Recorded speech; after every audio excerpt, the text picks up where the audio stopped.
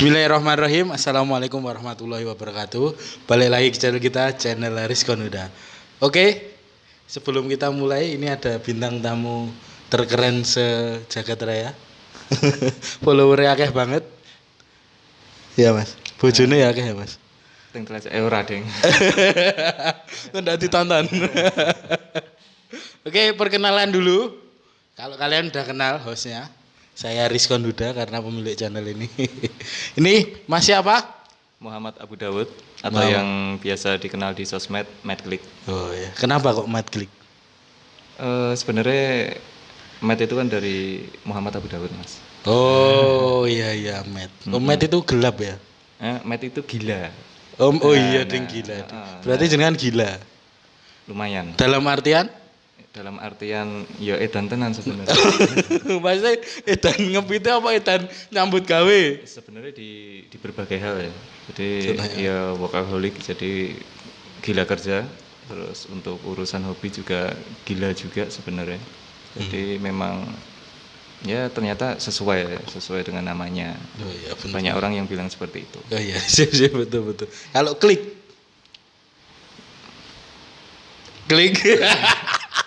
Bahasanya wis ngono tok. Lah terus anunya artinya dari sebuah.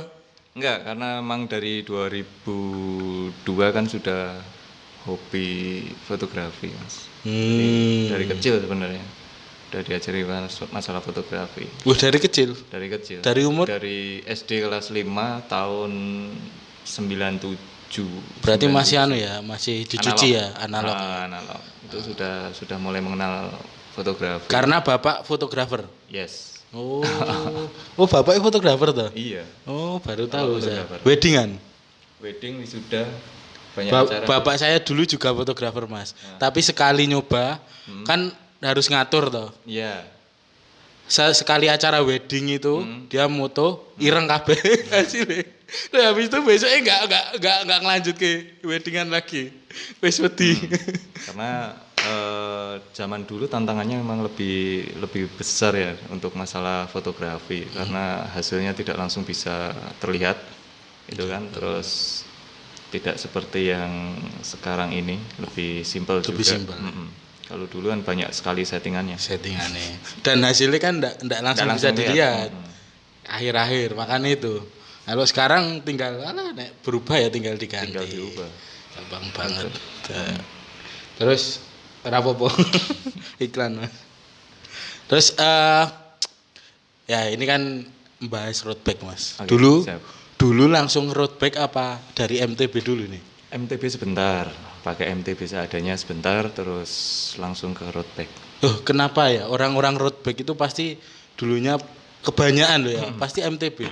Karena road bike itu kan memang istilahnya masih awam untuk orang-orang pada umumnya kan memang sepeda road bike itu dipandang sepeda mahal. Benar. Sepeda mahal padahal sebenarnya kan tidak seperti itu juga. Tapi ya memang benar sih mas. Enggak, paling murah 100 S2 6 juta. Apa low entry kan ada juga gitu. Iya. Enggak melulu. Odesi. Odesi ya iso gitu. Nah, cuman terus mungkin banyak orang yang selama ini kan pakainya MTB. MTB, komunitas juga MTB. Terus rekomendasi dari teman mungkin juga MTB. Pada akhirnya ada RB, mereka beralih ke RB, mungkin sensasinya beda. Akhirnya kecanduan. Iya benar. Itu. Masuk akal. Semua gitu ya pasti ya. Yes. Banyak banget. 90% ya ada itu. Biasanya orang-orang RB kalau ditanya pasti MTB. Soalnya nek dulu MTB terus dibalap RB, wah asemnya dibalapi. Lah terima akhirnya beli. Akhirnya tuh ke RB. Akhirnya kewer meneh. Malah musuh saya akeh. Wah mati. Oh iya kan dari sini satu. Oke, terus. Nah, ya proses kan jenengan kan ini udah ahli banget lah. Ya, ahli ya. Belum dibilang expert sih. Masih di tahap hobis mungkin ya. Tapi komen jenengan kalau nge-tweet di Facebook atau apa posting itu pasti komen-komennya tuh suhu semua. Maksudnya wah suhu. Itu kan anggapan orang. Oh gitu. Anggapan orang. Tapi kan penilaian orang kan relatif juga masing-masing. Jadi tidak bisa terus banyak orang memanggil suhu terus saya merasa pengetahuan saya seperti itu seluas itu juga enggak. Pengetahuan saya juga masih terbatas kok Mas. Gitu. Berarti tetap dulu dari nol ya Mas? Yes. Dari nol. Terus yang ngajari siapa tuh Mas? Yang ngajari road bike-an atau nek jenengan ya khusus jenengan itu. Kebetulan kan teman kantor juga ada yang hobi RB. UNS ya. Terus almarhum Dr. Vicky. Wow, oh yang ngajari Dr. Vicky. Ya, almarhum Dr. Vicky itu yang salah satu yang racuni saya ke RB. Oh gitu iya. Kan. Ceritanya boleh diceritain dulu pertama. Ya awalnya kan setelah tahu hobi sepeda itu kan. Ya karena saya dengan Dr. Vicky kan juga sering ketemu di kampus gitu kan. Terus ditanya apa ya hobi sepeda. Nggih, Dok. Terus nganggo RB wae lah. Oh. Lebih lebih enak, lebih ya istilahnya racun mulai masuk. Ya wes akhirnya sampai sekarang RB. Tapi kan sempat vakum. Sering vakum. Kenapa itu kok? Enggak terus pendelep. Kadang ada kendala di apa ya? Pekerjaan. Pekerjaan pas banyak, kadang keluarga, terus kadang juga sepedane didol. Oh berarti duit. Masalah sepedane duit. Didol. Ya, itu gara-gara masalah keluarga. Oh enggak. Apa gara-gara load pikiran udah banyak terus mumet terus akhirnya ngejual sepeda. Oh enggak juga ya. Cuma berarti faktor E. Ekonomi. Ekonomi. Lah ya bener duit. Iya gitu. Terus. Wah, ini dulu gimana ya? Kalau pemula-pemula kan pasti itu kan ini juga temanya kan ini podcast pertama. Podcast pertama saya juga. Jadi pemula-pemula tuh untuk nge-road bike itu biasanya butuh apa tuh? Yang pasti pertama duit. Butuh sepeda nih Mas. Butuh sepeda, iya. Road bike tanpa sepedanya kan gak iso. Tapi gini, nek kayak sepeda kan ya minimal kalau road bike beneran sih S2 lah. Tapi kalau yang pakai Odesi gitu gimana Mas? Jadi ini untuk masalah pemilihan sepeda, yang pertama kan pasti budget. Pemula di low entry dengan pemulane Sultan kan ya, otomatis beda. Kan sepeda pertamanya pasti beda. Gitu. Ada yang menganggap 30-40 juta itu sepeda pemula juga ada. Gitu. Ada yang menganggap 5 juta 6 juta itu sepeda pemula. Nah, pemula. Ada juga gitu seperti itu. Yang pertama masalah budget dulu. Ya, tentukan budget di range berapa, baru tentukan pilihan sepeda. Ya. Terus yang paling penting jangan sampai salah masalah size sepeda. Loh itu penting itu mau banget. Tak tanya nih tuh Mas. Penting banget. Oh sih nanti aja Mbak. Okay. Terus habis itu apa lagi? Nah, yang ketiga yang pasti passionnya di sepeda. Gitu. Jadi pemula ya awalnya kewer ya itu wajar. Iya. Tapi dengan seiring terus berlatih, seiring terus goes pastinya kemampuannya juga akan meningkat. Tapi mending MTB dulu terus RB apa langsung enggak sepeda atau RB? Langsung RB pun enggak masalah. Langsung RB aja ya. Asal dia latihannya juga benar, goesnya juga benar, pasti ada improve-nya. Oh iya. Gitu. Latihan atau goes yang benar ini gimana? Yang pasti enggak seminggu sekali Mas. Padahal enggak seminggu sekali apa sebulan sekali ya. Karena kondisi tubuh apalagi yang sudah terlatih, otot dan badannya yang sudah terlatih 2 kali 24 jam itu kalau tidak ada aktivitas fisik maka akan kembali ke nol. Iya. Nah, panjenengan basicnya juga bela diri kan. Nah, bela itu negara. Pasti bela negara. Itu latihan kan pasti terjadwal, terstruktur. Seminggu 3 kali, seminggu 3 kali. Nah, itu karena apa? Untuk menjaga kondisi tubuh. Karena 2 kali 24 jam kondisi kembali drop ke nol lagi. Gitu. Wah, luar biasa sekali ya. Gitu. Terus ini yang tadi fitting tadi.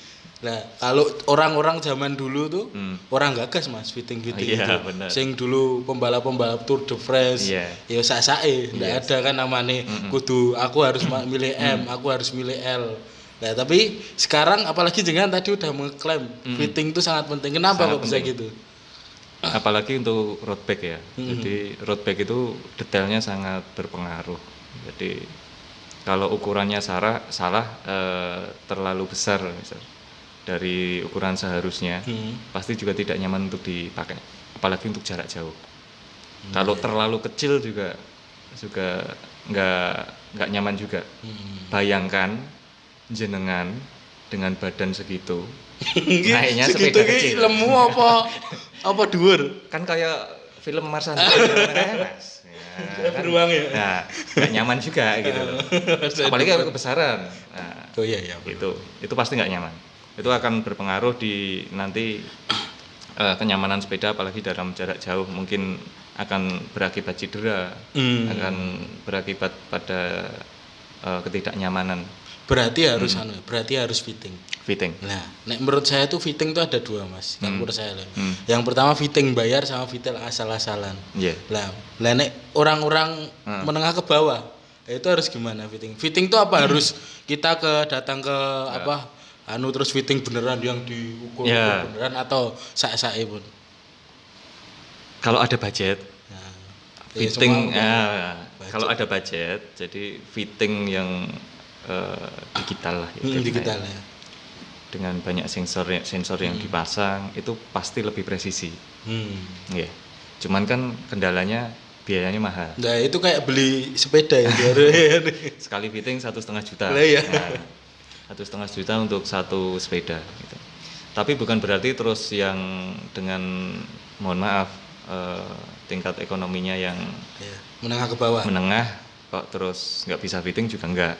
Banyak panduan di YouTube kok, banyak panduan di Google kok. Contohnya Gitu. gimana? Jadi untuk mengukur insim, terus nanti kaitannya dengan tinggi atau rendahnya seat post itu kan juga berpengaruh. Terus untuk mengukur panjang setem itu kan juga ada panduannya. Untuk lebar dropbar itu juga berpengaruh juga. Bagaimana lebar pundak bahu ini itu harus sama dropbar. Nah itu kan juga ada sebenarnya ada clue-cluenya kalau mau aktif mencari informasi sebenarnya banyak banyak sekali referensinya. Kalau enggak langsung tanya di Facebook aja. Oke. Suhu mau tanya. Banyak kok, jadi di channel-channel di YouTube itu kan banyak sekali yang bahas menjelaskan seperti itu, membahas. Lah ini nggak dibahas sekalian fittingnya gimana? Nggak ada sepedanya. Kesuwen ya. Ya terus habis itu Next podcast mungkin. Oke, bener. Nah ini dulu kan jenengan udah pernah kan dulu ya dari kecil dulu berapa kilo terus naik paling banter itu gowes paling jauh berapa kilo? Paling jauh saya 1947 kilo dalam 8 hari. 8 hari? Yes, mengelilingi Pulau Jawa. Wah, ngeri. Itu acara apa? Dulu kan penggalangan donasi itu Mas untuk tenaga medis yang waktu Covid-nya. Covid waktu tinggi-tingginya itu kan. Berarti itu pas gowes itu pas Covid ya? Pas Covid. Maskeran berarti gowes. Kalau gowes kan enggak. Olahraga kardio Mas. Kardio Sakit jantung. Kepite 35 ya. Malah mati dhewe. Malah mati dhewe tanpa Covid. Malah bahaya. Malah kene meh rasito galang dana. Sih malah orang-orang galang sumbangan saya. Repot nanti gitu. Jadi kalau olahraga kardio memang tidak disarankan memakai masker apalagi yang melibatkan aktivitas fisik yang berat seperti lari. Kalau jalan silakan ya. Jalan renang nganggo masker lakepen Mas. Renang lakepen Mas. Itu. Jadi memang olahraga kardio dengan aktivitas fisik berat tidak disarankan memakai masker sebenarnya gitu. Oke. Terus ini road bike itu kan apa ya? Mindsetnya tuh pasti kenceng banter. Kenapa harus kenceng? Mbok santai aja kan ya enggak apa-apa tuh aslinya. Tinggal personal sebenarnya. Gitu. Tinggal personalnya. Cuman memang gini Mas, road bike kan dirancang secara geometrinya memang geometri kenceng, bannya kan juga ban yang kecil ya, jadi lebih ringan, terus akselerasinya otomatis lebih galak lah, lebih galak daripada MTB gitu. Ya otomatis orang make dengan power yang sama antara MTB dengan RB otomatis lebih kenceng RB itu pasti, dan sensasinya pasti beda. Orang naik RB itu seperti jenengan kalau naik motor biasa, bebek biasa, kalau numpak motor sport, otomatis begini, ya jantungnya terpacu ya. Otomatis adrenalinnya, otomatis kan adrenalin terpacu juga, gitu. Seperti itu. Tapi dipakai santai juga bisa, apalagi pas nanjak kewer gitu. Santai. Ini karo nyurung biasanya malah. Gitu Mas. Terus rasanya gimana tuh Mas muterin Jawa itu apa nggak capek apa? Hari pertama kedua berangkat Sabtu pagi. Berangkat Sabtu pagi jam 6, terus sampai Jakarta Senin dini hari, udah sampai Jakarta. Hari pertama kedua ndak terlalu terasa banget capeknya. Tapi ya pegel lah Mas. Nah ini pentingnya fitting tadi. Oh iya. Pentingnya fitting tadi. Jadi kalau fittingnya pas nanti untuk aktivitas jarak jauh, goes jarak jauh, yaitu meminimalisir rasa capek pegel yang ada di badan. Pengaruh ya berarti. Pengaruh banget. Gitu. Makanya fitting, kenapa road bike itu fitting sangat penting. Ya karena untuk aktivitas jarak jauh akan terasa sekali. Terus habis itu hari ketiga keempat baru terasa apanya? Terasa pegel Mas. Terasa pegel.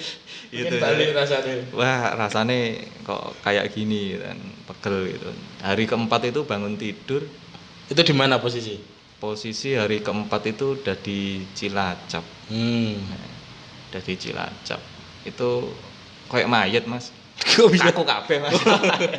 Kaku banget. Bener-bener kaku. Bangun tidur itu kaku. Lah terus tapi tetap dipaksa jalan. Berarti goesnya ngene Mas. Yo ora. Tetap dipaksa jalan, malah hari kelima udah enggak kerasa Mas. Hari kelima udah enggak kerasa. Mati rasa malah. Mungkin mati rasa. Terus ya, sampai hari ke-8 lancar alhamdulillah. Lancar ya. Terus sampai sampai pas finish lagi di Solo ya, finish lagi ya. Finish Solo tuh rasanya seneng apa nangis apa maksudnya wah aku nyesel goes gini. Nyesel Mas, ketika aku dihapusi kanca-kanca. Belum ngono ya. Aku mata ora lho. Ora melu-melu.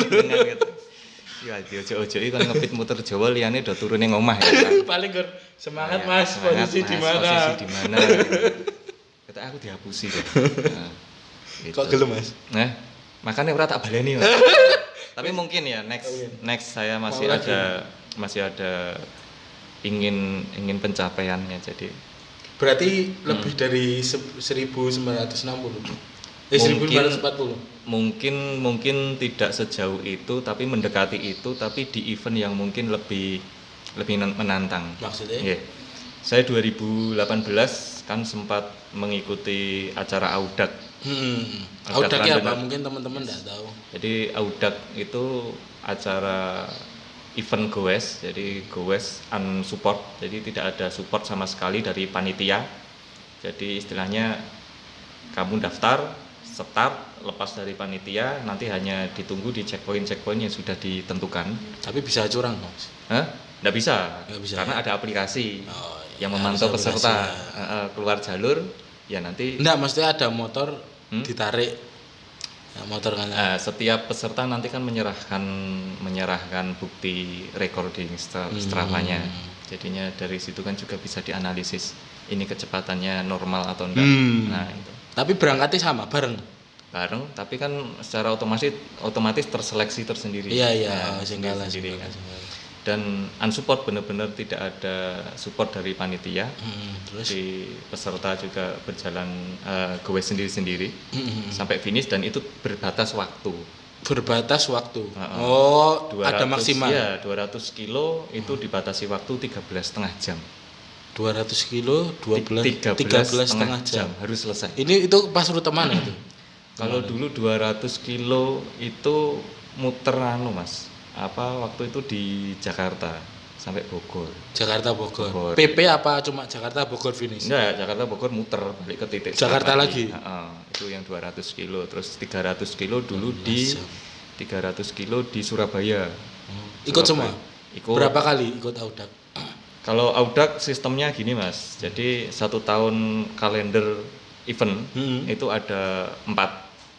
Jadi 200 kilo, 300 kilo, 400 kilo dan 600 kilo. 200 kilo itu 13,5 jam. 13,5 jam cut off time-nya. Jadi lebih dari itu peserta dianggap gugur. Nah, harus di bawah itu. Yeah. Terus untuk 300 kilo berbatas 20 jam. Terus 400 kilo itu 27 jam. 600 kilo 40 jam. Nah, kebetulan 2018 ya, itu saya bisa selesai di 4 kategori ini. Ikut semua? Ikut semua. 200, 300, 400, 600. Kategori ini masuk, akhirnya saya dapat istilahnya wildcard. Jadi dapat seat untuk mengikuti event Audak di Paris. Terus di Paris itu kan 1.200 peserta kilo. Oh, kilo. 90 jam. Itu harus selesai. Nah, karena keterbatasan sponsor Mas, orang iso mangkat Mas. Padahal dari Indonesia waktu itu hanya 14 orang termasuk saya, yang 13 bisa berangkat, saya sendiri yang nggak bisa berangkat. Itu dananya harus sendiri ya? Pribadi. Boleh cari sponsor sebenarnya. Ya 13 itu cari sponsor apa sih pribadi itu? Sponsor sih. Sponsor pribadi maksudnya. Jadi mereka secara pribadi cari sponsor sendiri gitu. Nah, kok jenengan enggak nyari? Udah Mas. Ora tembus Mas. Polygon ora tembus. Wah, ojo nyebut. Oh iya salah. Oke, aku Polytron. Podo aja. Jadi sebenarnya udah masukkan proposal juga ke brand itu ya. Cuman nggak ada tanggapan. Gitu. Jadinya saya gagal untuk berangkat ke Paris. Dan di Paris itu kan yang kemarin Paris Van Java. 2019 kan eventnya. Oh, baru aja 2019. Oh, bukan 18. 18 kan event di Indonesia, terus event istilahnya Piala Dunia nih Mas. Itu di 2019. Itu kan event 4 tahunan Mas.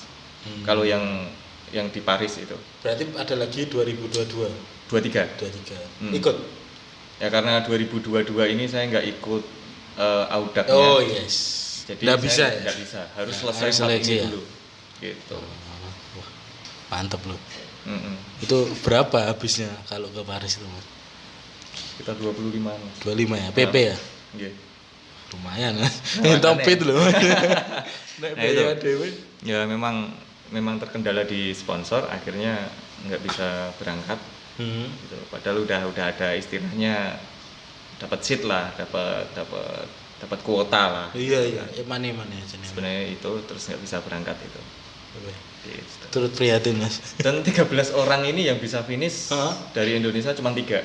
Cuma 3. Dapat apa itu Mas?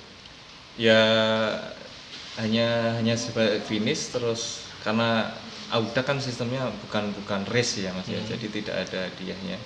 Itu karena memang ya explore aja, adventure gitu. Terus yang sponsor itu template kayak gini Mas? Baju jersey, gitu apa? Jersey terus sepeda. Ya banyak sesuai dengan kontrak mereka Mas. Okay, sesuai dengan kontrak mereka. Ada yang di baju, ada yang ditempel di sepeda. Wih, sepeda berarti dicat gitu, apa di stiker gitu. Stiker kayak gitu.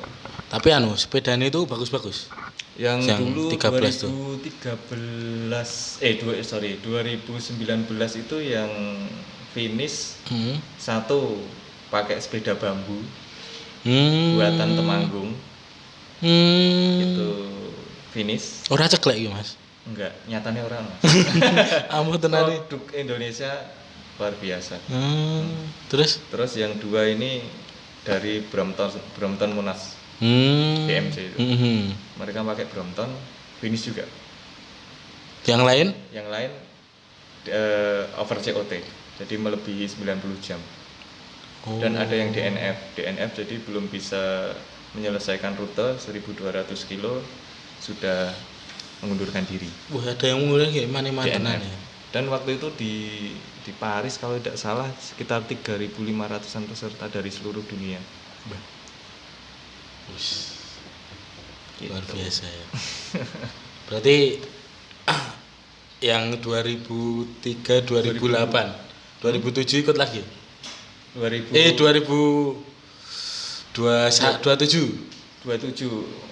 kalau masih ada kesempatan Mas dan masih ada sponsor. Lah lho sponsor angel banget ya Mas sampean. Kita ditolak bola-bali lho sampean. Berkali-kali ditolak. Lah iya, enggak cuma sponsor kan, Mas. Lah iya, terus apa lagi? Tolak cewek berkali-kali. Malah ra mungkin. Bagus ya kaya ngono masa ditolak. Guyon. Oke, terus nah ini kan semua itu kan apalagi road bike itu kan butuh duit Mas. Benar. Ya tidak memungkiri pasti uang. Lah itu apa jenengan setiap orang yang beli road bike itu apakah malah menghabis-habiskan uangnya untuk road bike? Biasanya kan udah beli road bike pelangnya murah sih. Terus pingin delok kancane, wah aku ujek nganggo Claris, dia udah Ultegra 105 apa piye ngono, terus pingin dah. Nah, nek tanggapannya jenengan gimana? Nah, jadi apa harus di-upgrade terus apa? Sebenarnya upgrade itu kan masalah kepuasan saja. Tinggal diminum Mas. Okay. Tinggal tujuannya awal apa?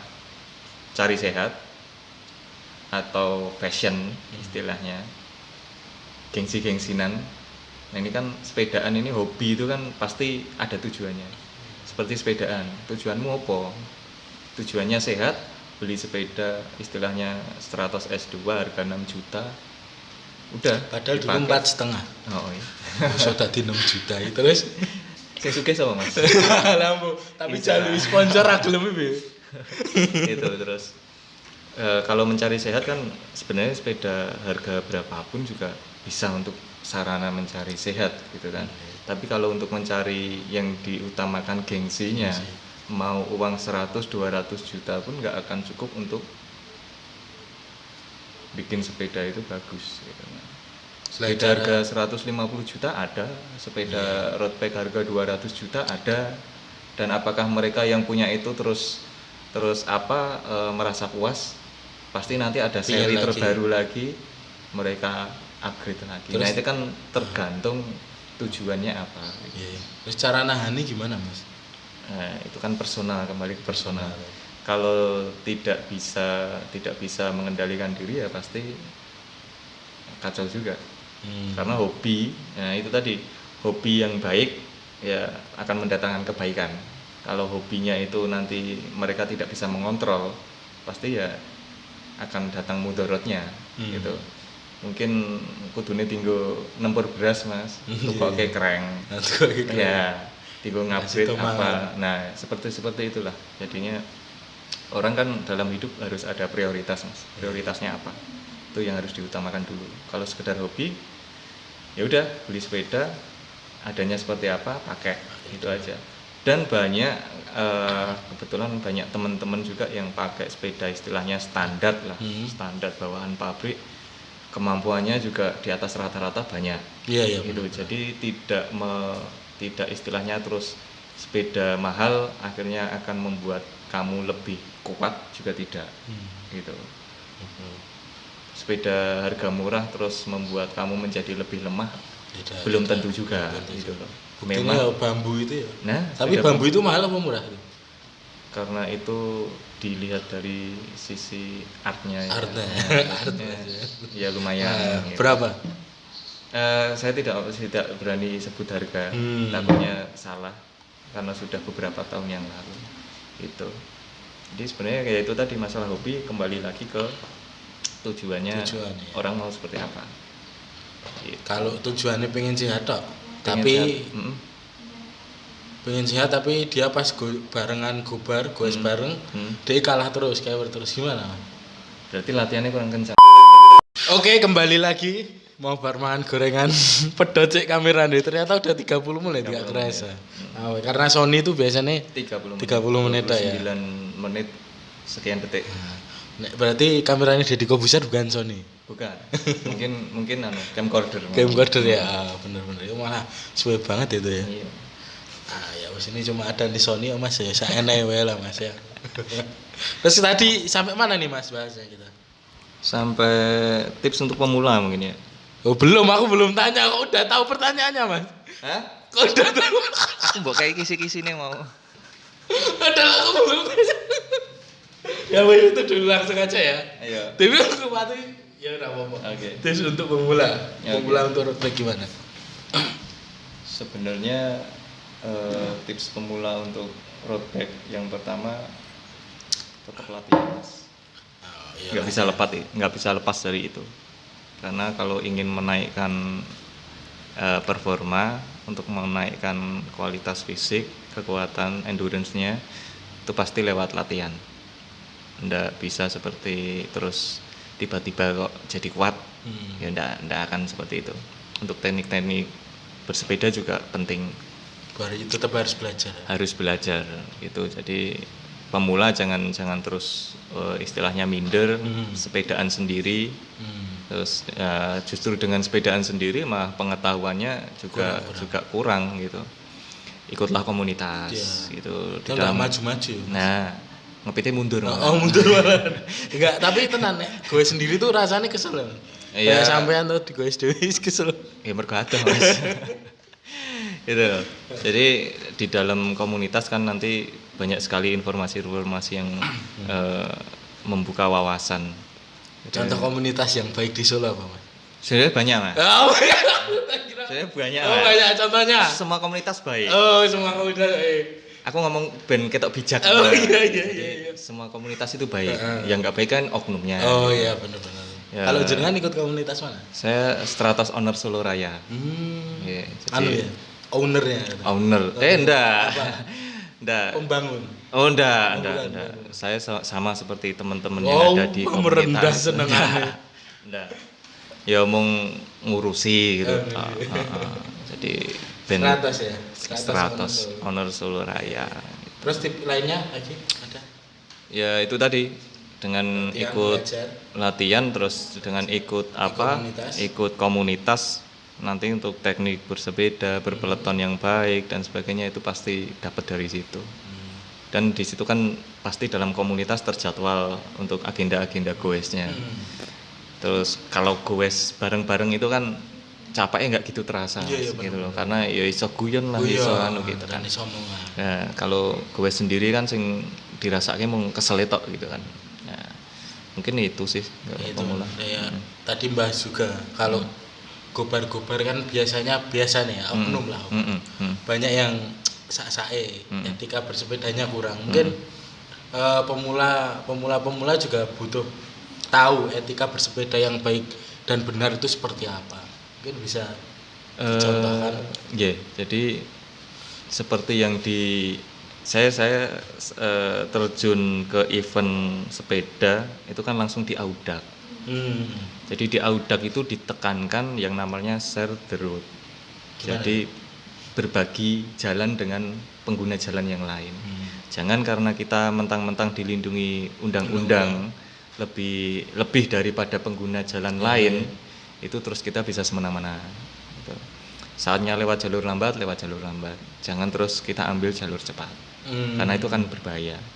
Apalagi kita sepeda, rem kita juga tidak sepakem sepeda motor atau mobil. Terus dalam kondisi tertentu kan sepeda itu secara body kan juga lebih lemah dibanding pengguna kendaraan lain di jalan kan. Nah itu juga sangat berbahaya, apalagi yang terus sepedaan berkelompok di jalan nganti ngebaki dalan. Nah itu kan juga akhirnya menimbulkan rasa yang tidak nyaman bagi pengguna jalan lain gitu. Jadi di dalam komunitas nanti kan diajarkan cara berpeleton yang baik. Jadi berjajar dua, mundur ke belakang, jadi berbaris ke belakang gitu kan. Itu juga diajarkan. Jadi peletonan yang baik. Terus share the road juga taati rambu-rambu lalu lintas. Kalau waktunya lampu merah ya berhenti. Tapi harus mulai lagi dari nol. Ya yang ra gelem ngono numpak motor gitu, gitu aja, simpel sih. Jadi jangan mentang-mentang kita dilindungi undang-undang terus kita tidak sepeda itu tidak memakai mesin. Terus kita bisa seenaknya nerobos lampu merah, itu salah juga. Kalaupun kita tidak membahayakan diri sendiri, bisa membahayakan orang lain, merugikan orang lain. Itu pasti. Lah kalau pas di event, nah kan harus banter-banteran. Nah kalau event kan beda lagi Mas. Kalau event kan apalagi yang event race ya, event race itu otomatis sudah ada petugas yang mensterilkan jalan. Dan di situ sudah melibatkan pihak-pihak yang berwenang dari DLHJ terus dari kepolisian juga. Itu pasti kan ada privilege. Nah itu beda lagi. Oh beda cerita. Beda lagi. Jadi kalau untuk event race ya monggo aja sih, harap harap kenceng-kencengan ya silahkan karena itu memang eventnya di situ, event race gitu. Tapi kalau hanya sepedaan biasa, goes biasa ya sebisa mungkin lah taati peraturan gitu. Betul. Oke. Keren. Terus apa lagi? Udah itu tipsnya.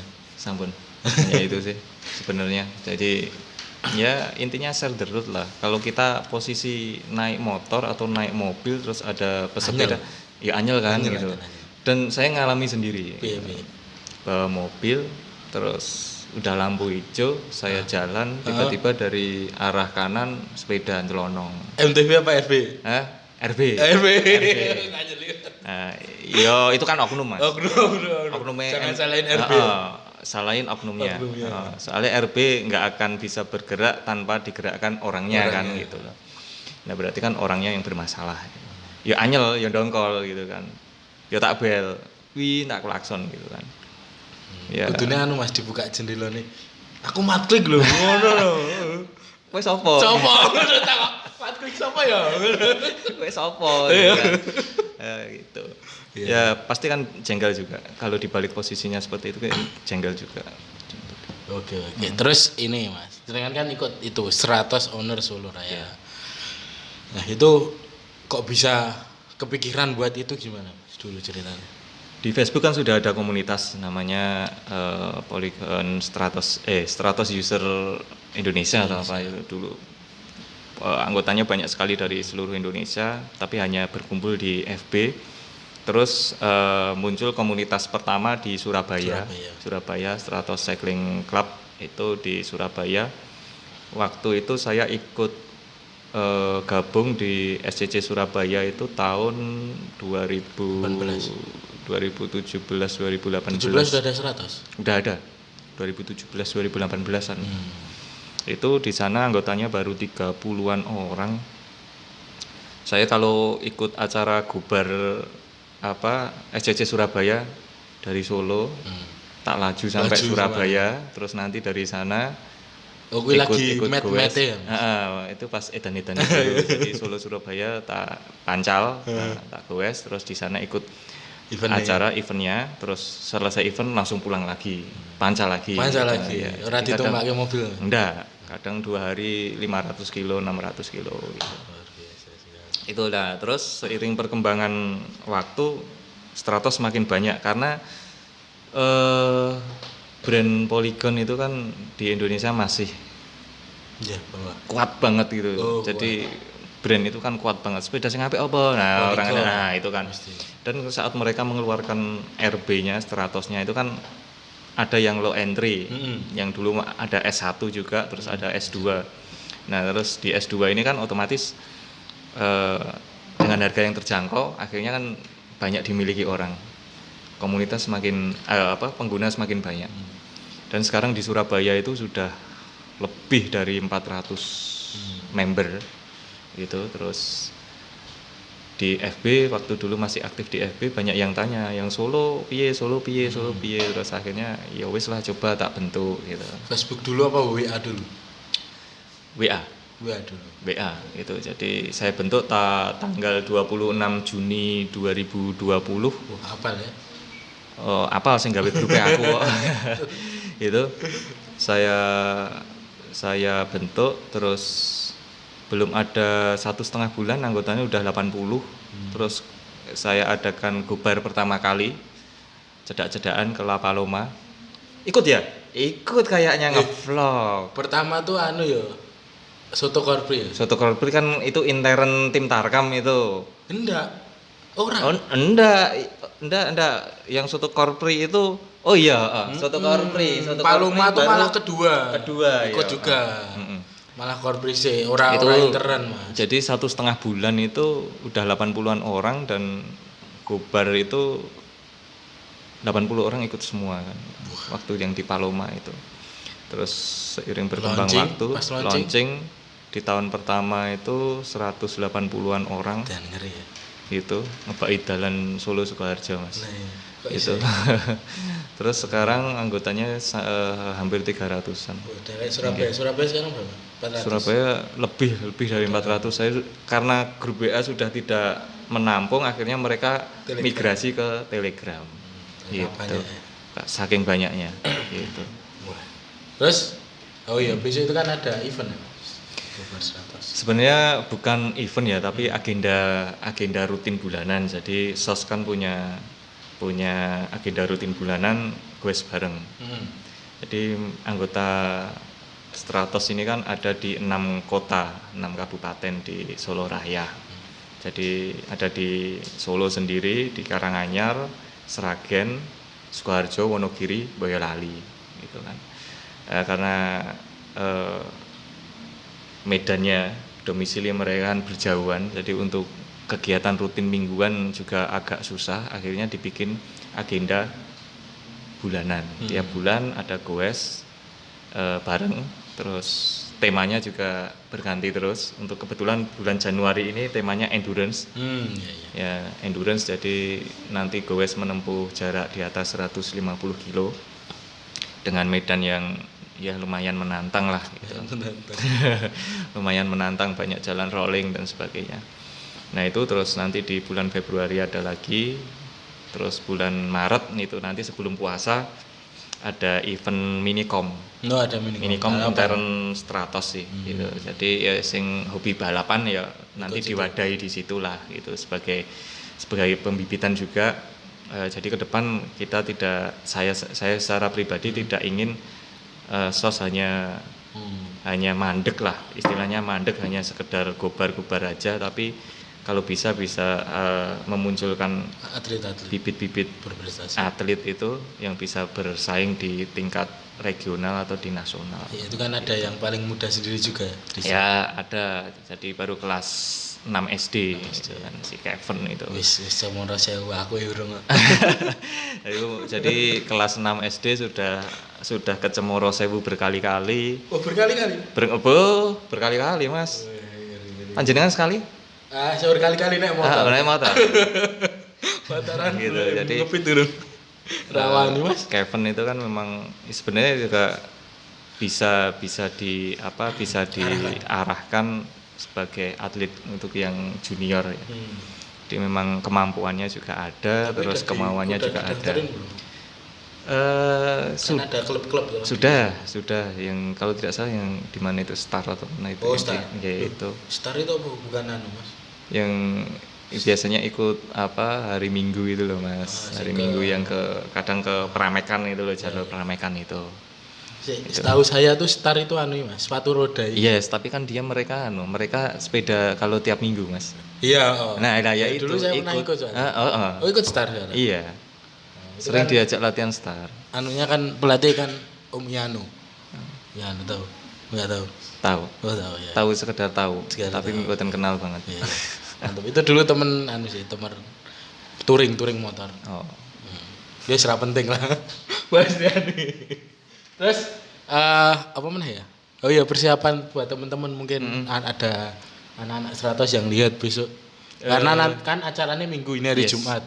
Sabtu harus bisa dipublish ini podcast ini. Moga-moga. Ya. Sabtu publish. Keren. Semangat Mas. Jadi begini saya nonton sih. Persiapan sebenarnya untuk goes endurance itu yang pertama siapkan secara fisiknya. Malam sebelum event ya jangan begadang. Kenapa? Yang pasti nanti daya tahan tubuh juga jelek. Maksimal tidur jam berapa? Yang belum terbiasa mas, jam 9 udah harus mapan tidur mas, gitu ya. Anu dijak bojone? Hah? Dijak bojone? Sesuk kan oh iya, ora dijak blonjo nah, kan sesuk iso mas. Iya. Gitu loh. Gomart ya iso. Oh iya. Malah ra kesel ya. Nah, ora kesel wes. Gitu kan. Jadi terus yang kedua asupan makanan nutrisi sebelum event. Jadi malam sehari sebelumnya udah harus loading karbo. Itu penting. Terus protein juga tercukupi. Harus sarapan enggak pas? Sebaiknya tetap sarapan mas. Kalau yang tidak terbiasa sarapan bisa diganti mungkin pakai sari kacang hijau, terus mungkin telur rebus. Itu baik. Tapi yang pasti pagi jangan sampai tidak kemasukan apa-apa terus langsung goes jarak jauh dan itu bahaya. Gitu. Kalau asupan tidak pas, nutrisi yang masuk tidak cukup, istilahnya dalam goes nanti bisa ngebong itu jadi karena asupan nutrisinya terlambat akhirnya proses untuk mengganti energi itu terlambat juga, lemas dan nggak bisa untuk aktivitas. Nah itu terus yang kedua masalah sepedanya yang pasti persiapkan juga, jangan sampai terus goes jarak jauh sepedanya trouble. Nah itu kan juga merepotkan diri sendiri dan yang pasti merepotkan temen yang lain gitu kan. Itu terus kan enak mobil loading mas. Iya, yang mobil loadingnya kebak mas. Oh iya merepotkan dengan confidence ya. Nah gitu loh. Ganti ada aku wegah yang nang kene piye ngono. Rebutan. Yang pasti itu dan besok Minggu kan memang medannya kalau yang belum terbiasa cukup menantang juga. Jadi di mana rutenya mas? Jadi ngering Waduk Gajah Mungkur. Jadi dari Solo terus nanti Sukoharjo, Wonogiri kota ke arah Ngadirojo ke kanan, nanti sampai Batu Retno, ambil kanan Praci, jalan yang jalan situ. Wah, terus angin panas, itu tantangannya di situ. Terus nanti sampai Praci, ambil kanan ke arah Sari Raras. Yes, itu kurang lebih 170 kilo. Oh, enggak usah dibayangkan tapi besok dipancal. Dipancal kan ya. Dibayangkan ya wis ya. Itu yang pasti dan jangan lupa mentalnya harus disiapkan. Itu penting. Sekuat apapun panjenengan mentalnya belum siap juga enggak akan bisa. Gitu. Oke, terus apa lagi ya? Ada yang perlu ditanyakan apa lagi ya? Wis ya beda ya. Penonton juga udah bosen lama banget ya. Udah berapa menit? Udah itu berapa menit mas tambahannya? 19. 30 seket tok. Mes aja mesti kaya Deddy Kobuser wae. Apa ya nek sing ngrungokke mas? Close the door. Apa nek sing ngrungokke mas menurut mas? Sebenarnya kalau podcast untuk awal-awal itu sebenarnya tidak usah terlalu durasi, tidak usah terlalu lama. Ya berarti habis ini tutup langsung kayak ini. Terus yang temanya yang benar-benar menarik, ada gimmick-gimmicknya mungkin. Nah, itu perlu untuk menambah atensi viewer. Nah, itu baru nanti setelah jalan baru durasi ditambah. 20 menit itu udah cukup sebenarnya untuk podcast. Oh iya, kalau 50 kayak di kantor juga biasanya kalau podcast akademis sih 20 menit gitu. Oke. Ya udah, terus apa meneh? Udah semua ya? Udah 100 sudah, tips sudah. Ya wis itu aja. Jadi masih ada satu pertanyaan nih, Mas. Yes. Ini loh, aku penasaran wae. Menurut jenengan kemarin itu kan lagi booming-boomingnya. Terus tahu-tahu ini menurun lagi, kok bisa gitu? Sesuatu fenomena yang muncul meledak seperti itu, pasti dia akan tenggelam juga lebih cepat. Jenengan mungkin masih ingat zaman dulu. Ya, Jemani. Batu Ake. Iya, bisa ya. Karena orang Indonesia itu memang biasanya mudah terresonansi, mudah terpengaruh. Jadi ada orang seperti ini akhirnya terpengaruh, ikut gaungnya ikut. Seperti kemarin juga. Tapi paling seneng pabrik ya, Mas. pastinya. Regane aura-aura sih. Pastinya. Enggak turun-turun loh, Mas. Enggak. Kalau MTB masih turun ya? Kalau RB kan memang peminatnya luar biasa untuk 1 tahun terakhir ini. Gitu. Oke, terima kasih banyak Mas sudah datang Sami-sami. di podcast kecil-kecilan ini, podcast pertama saya. Siap. Terima kasih banyak. Oke, ngono wae. Wassalamualaikum. Jangan lupa like, comment, subscribe. Nanti kalau mau lihat gubarnya nanti ada di vlog saya juga selanjutnya. Bukan vlog ya, vlog ya Mas. Vlog gubar saya nanti ada Mas Daud juga sebagai RC. Aku motret. Loh, kok ora gue sama? Ora. Lah, Ora. ora gue. Sumpah ora gue. Ora. Loh, tak kira gue piye Enggak lah, iki. enggak. Ra masuk. Enggak, RC itu wis ono sing apa handle. Wah, tak kira gue. Tiwas wis ngei saran-saran. Loh, 10 ra gue. Ora. Yang sekedar saran itu nggak akan berubah. Oh iya, gitu. oke. Saran itu nggak akan berubah gitu. Namanya saran itu pasti ya wis padha sarannya seperti itu. Ya wis apa enggak ya seperti itu. Ya bisa ora apa-apa. Muga-muga besok tercerahkan. Amin. Ngerti-ngerti ngetok kemo pitondal kan bisa. Masih Ya. tahu sepedanya itu. Ise. Oh ya. Udah upgrade? Upgrade alhamdulillah. Ini GS saya jual dan belum dapat GS. Oh, belum. Berarti kosongan. Bakso. Jadi pushback. Wes baik. Aku sigil. Kayak jinjit kan, Mas. Iya. Wes ngono wae. Jangan lupa like, comment, subscribe @rizkonuda. Oh ya kalau mau beli baju Riz, aku dodolan kalbi Mas kayak Mas. Oh, Nah. alhamdulillah. Dari gitu gratisan. Ora iki lagi contoh soalnya Mas. Sok wae nek wis rada akeh. Oke. Yuk, terima kasih. Wassalamualaikum warahmatullahi wabarakatuh.